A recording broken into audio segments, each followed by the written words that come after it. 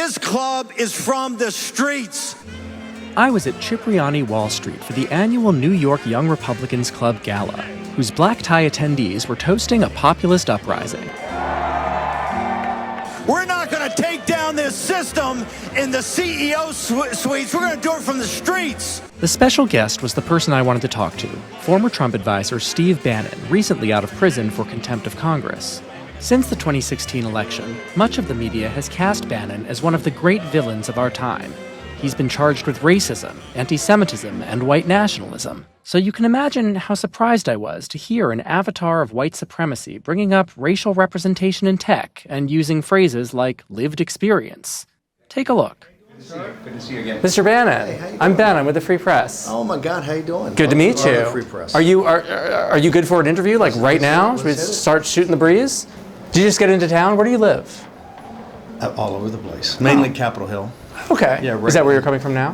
No, I've been here 2 days. Oh. Just taking meetings. Where are you staying? I can't tell you. It's top secret. Oh, yeah, that makes sense. I could tell you, but I have to blow the camera up. Well, I guess I don't really care about this info that much. It's a secret location. Okay. All right, well, that won't be a scoop then. I just watched the Errol Morris documentary on you. American Dharma. Yes. What'd you think? I found it fascinating. Why? Why? So we're going to do jujitsu here. Yes, What do you no, mean? I love that. Why did I find it fascinating? I guess what was interesting about it was that, well, you seem to have a project. What would you say your project is, if you could Well, sort of sum it up? It's populist nationalism. It's to make sure that the little guys in this country, who are the full faith and credit of the country depends upon the working class and middle class, not just for taxes and for the pension funds that drive the capital markets, but also for their sons and daughters who serve in the military. And they're the backbone of society, but they always get the short end of the stick. The film ends, I think, quite powerfully. And this film was made in 2018, where I say there's a burning building, and I say, hey, unless there's some fundamental basic changes in the structure of this country, particularly the economic side, you're going to have a French Revolution. It's going to turn bad. You've got to thanks, son.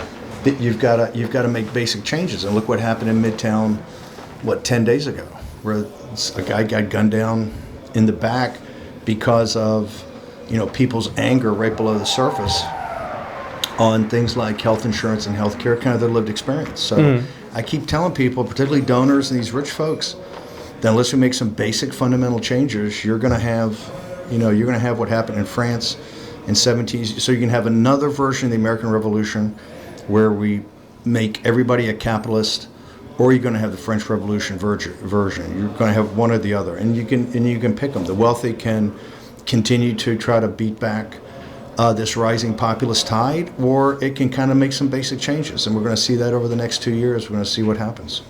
Yeah, I think at one point he asks you, okay, so you want a working class revolution here, or maybe you want to stave off a working class revolution. Yes. Is that more accurate to say? I want working class and middle class people actually have a bigger ownership stake in society.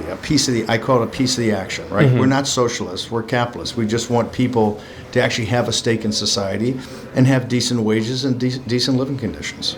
So is that going to be accomplished with cutting off immigration? I mean, is that sort of the biggest thing for you? No, but it's one of the key things for wages. Mm-hmm. The Biden regime allowed, 12 to 15 million people in here, and they were upfront about it. The Federal Reserve said for them to take down inflation was to lower wages, particularly of unskilled workers. I mean, it's very evident what happened. You can look at the math.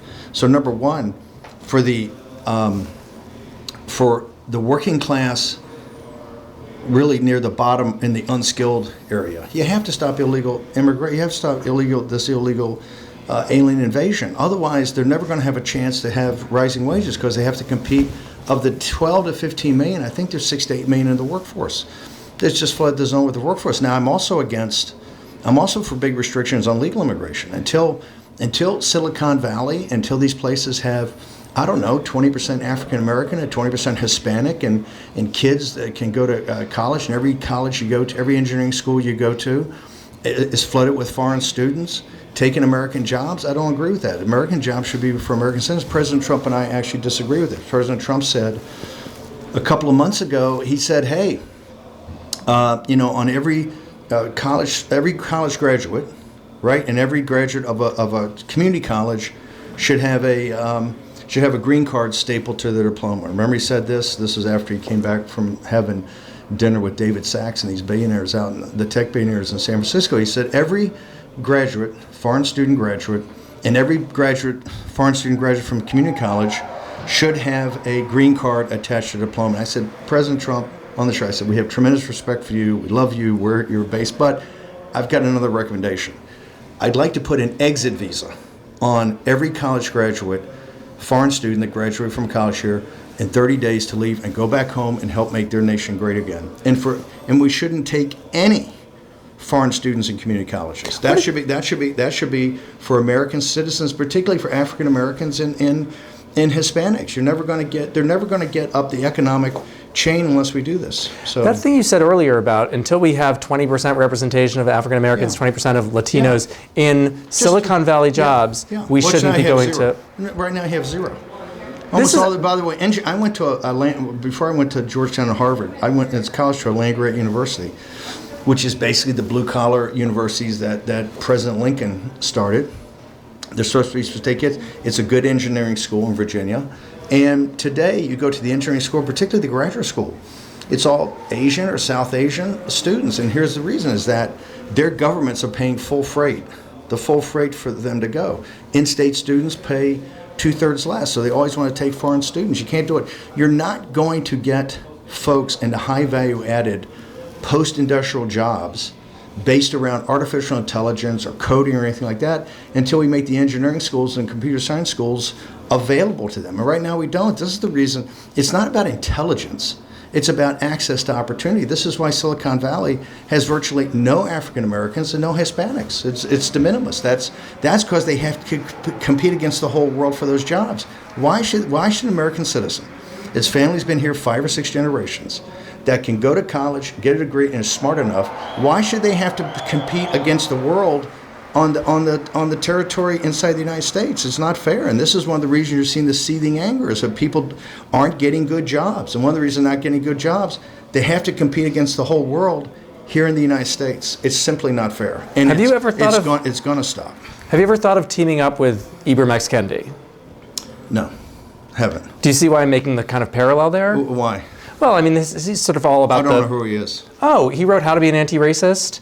Oh, yes. I'm sorry. Yes. Yeah. No, I haven't. Do you see why I thought of him?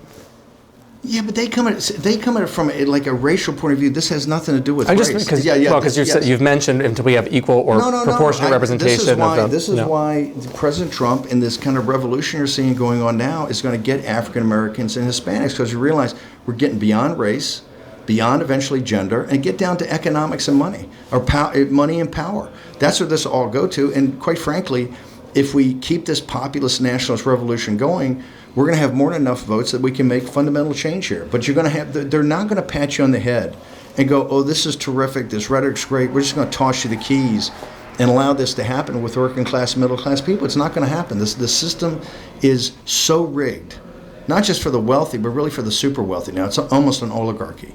That totally different than what our founders and framers in the revolutionary generation had in mind. Totally opposite of what they did. They broke off from essentially an oligarchy where the landed aristocracy and the crown had corrupted commons so much to make it really not governable. So we're kind of back in that same situation, and that's why you got to keep hammering. And we're going to know in the next 2 years, this coming year and the year after that, whether we're successful or not. It seems like if we want to counter an oligarchy, people in charge like Elon Musk might not be the first people that would come to mind. We'll have to see. What do you think of that critique? Well, he put in $250 million in kind of a grassroots. He didn't really buy. He had a little bit of money put into these Ginsburg ads, but other than that, he put about $200 million into having essentially people like on our show, our audience, that did the election integrity things and to make sure the vote wasn't stolen, and also just went door to door, did the canvassing, did the voter registration. Well, my point is that having these very wealthy people involved in, a populist revolution led by Donald Trump and Vivek. Well, Trump is definitely a populist nationalist. We'll have to see, I believe, and look, the proof's in the pudding. Mm-hmm. I'm in absolute agreement with you that, hey, the policies going forward have to be populist policies. We have to cut no tax on tips.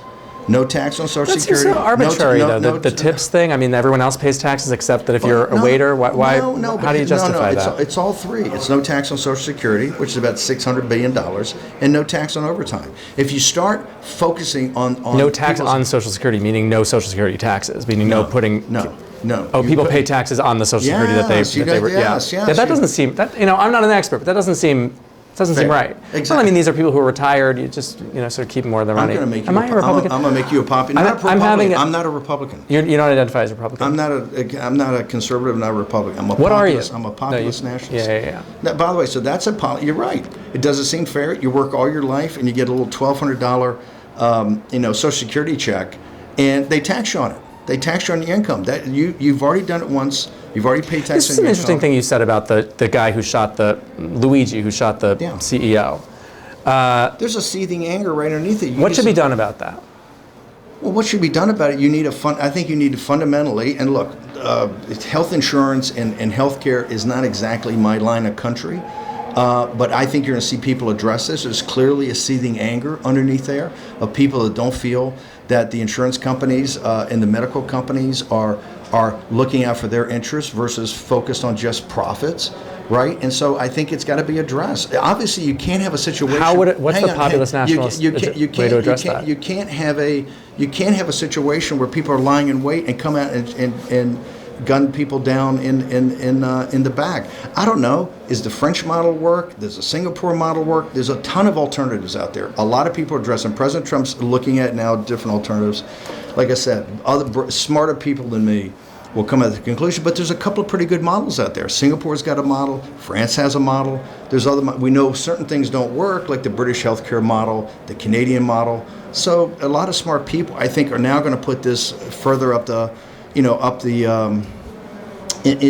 For them to focus on. But you can't have a situation where you have this anger and it boils over to gunning people down, shooting them in the back in Midtown Manhattan. Then you're literally going to have a French Revolution, and that's what I'm trying to avoid.